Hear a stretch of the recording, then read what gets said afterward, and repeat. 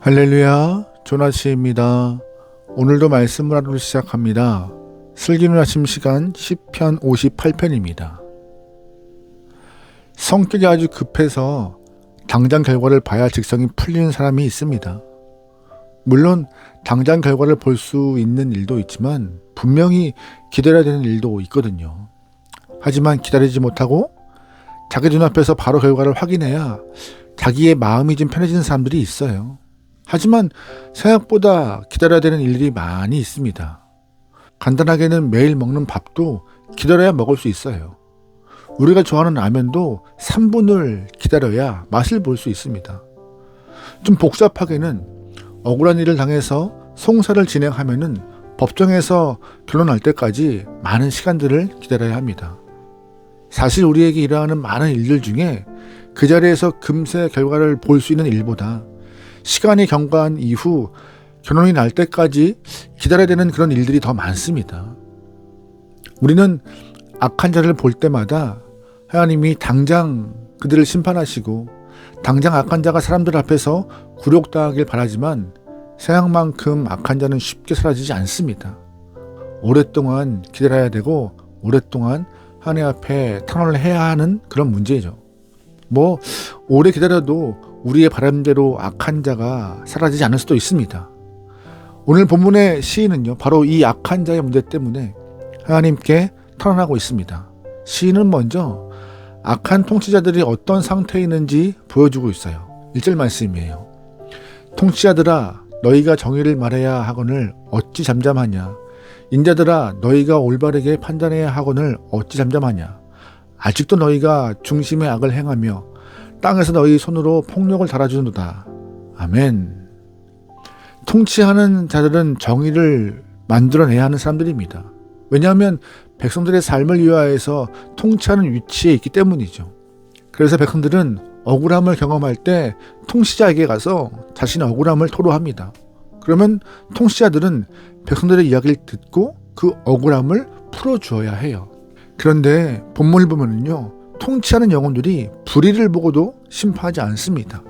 잠잠히 입을 다물고 있어요. 여기에 그치지 않고 스스로 악을 품고 폭력을 행하는 통치자도 있습니다. 통치자들이 이 지경이면요, 백성들의 삶이 얼마나 피폐하겠습니까? 통치하는 사람들이 선한 마음을 가지고 백성을 다스리고 나라를 이끌어가도 분명히 안 보이는 사각지대가 생기기 마련인데, 통치하는 영혼들이 악한 마음을 가지고 있으면 신음하는 백성들의 고통과 수는 이루 말할 수 없을 것입니다. 다윗은 악한 통치자 문제 때문에 법정으로 이 문제를 가지고 나오지만 법에 호소한다고 해서 되는 일이 아니라는 사실을 곧 알게 돼요. 왜냐하면 악한 통치자들이 법을 좌지우지하고 있고 권력을 가지고 있기에 법으로 해결하는 것이 불가능한 것을 시인인 다윗은 알게 된 것이죠. 그래서 방향을 바꿉니다. 바로 하나님께 악한 통치자의 문제를 가지고 나와요. 6절 말씀이에요. 하나님이여, 그들의 입에서 이를 꺾으소서. 여호와여, 젊은 사자의 어금니를 꺾어내시며. 아멘. 본문 1절부터 5절까지를 쭉 읽어보시면요, 법정에서 사용하는 용어들을 쓰면서 법에 호소하는 시인의 모습을 볼 수 있습니다. 그런데 방금 읽은 6절부터 급격하게 쓰이는 용어가 바뀝니다. 기도의 용어로 바뀌어버려요. 6절 말씀에도 하나님을 외치면서 여호와를 찾고 있는 다윗의 모습을 보게 돼요. 6절부터 11절까지 하나님께 호소하고 기도하는 내용이 나와 있는 것이죠. 여러분, 상식적으로 법에 호소하는 것이 빠를까요? 하나님 앞에 기도하는 것이 빠를까요? 당연히 법 절차에 호소하는 것이 당장 문제를 해결할 수 있는 더 빠른 길이 될 것입니다.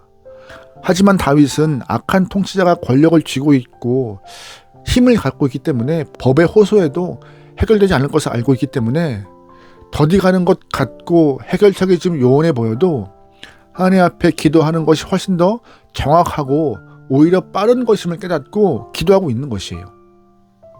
인생의 문제도 마찬가지입니다. 세상에 빠르고 정확한 해결책이 있는 것처럼 보이지만 가장 빠르고 정확한 길은 하나님께 문제를 가지고 나오는 것입니다. 하나님께 우리의 문제를 가지고 나와 탄원하고 엎드리면요, 우리가 생각하는 방향을 넘어서 가장 정확하고 알맞게 하나님께서 해결해 주실 것입니다. 여러분, 그러기에 여러분의 많은 문제 하나님께 간구하여서 하나님의 해결을 받는 여러분의 삶이 되길 소망합니다.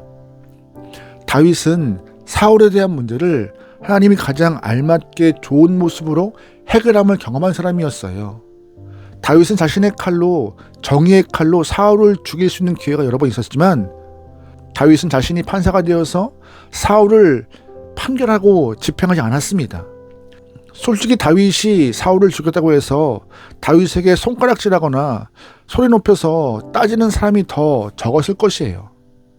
또한 만약에 다윗이 사울을 죽였다고 해도 도덕적 흠결이 그렇게 심할까 하는 마음도 들고요. 다윗은 사울을 자신의 법정에 세워서 스스로가 판결하고 재판관이 되어서 심판하지 않았습니다. 정말 어려운 일이지만 하나님 앞에 맡기고 하나님의 법정에 사울을 세워놓게 된 거예요. 하나님께서 이 문제를 해결해달라고 호소하며 아뢰었던 것이죠. 물론 오랜 시간 걸렸습니다.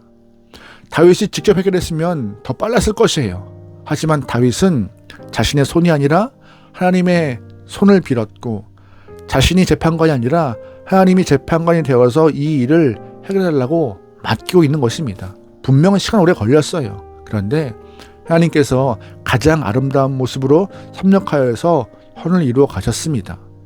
다윗이 자신의 손에 사울의 피를 묻히지 않았기 때문에 백성들은 다윗을 존경하게 되었고, 유다 지파도 다윗을 왕으로 세울 명분을 갖게 되었고, 훗날 통일 이스라엘의 왕으로 등극하게 되었던 것이죠.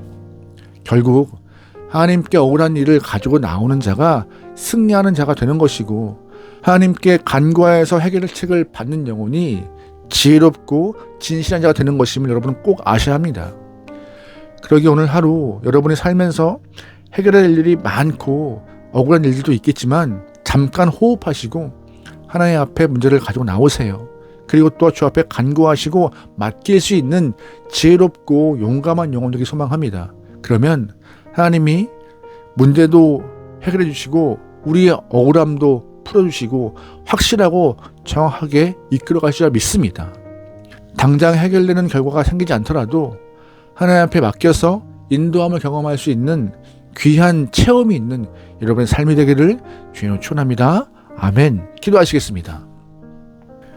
하나님, 삶에 있는 나의 모든 문제 가장 잘 아시는 분은 하나님이신 믿습니다. 아버지 하나님께 내 모든 문제를 맡기오니 주님이 재판관 되어주셔서 내 삶을 이끄시고 내 삶을 판단하여 주시옵소서. 주님, 내가 해결하지 않습니다. 주님께 맡길 터이니 인내로서 답을 기다리고 순종함으로써 반응할 수 있는 귀한 영혼들에게 축복하소서. 주님, 다른 거 바라보지 않습니다. 주님이 나의 해결책이시고 주님이 나의 목자이시니 믿음으로 반응하겠나이다. 우리의 삶의 주인 되어 주시옵소서. 모든 걸 맡기오며 예수님의 이름으로 기도합니다. 아멘.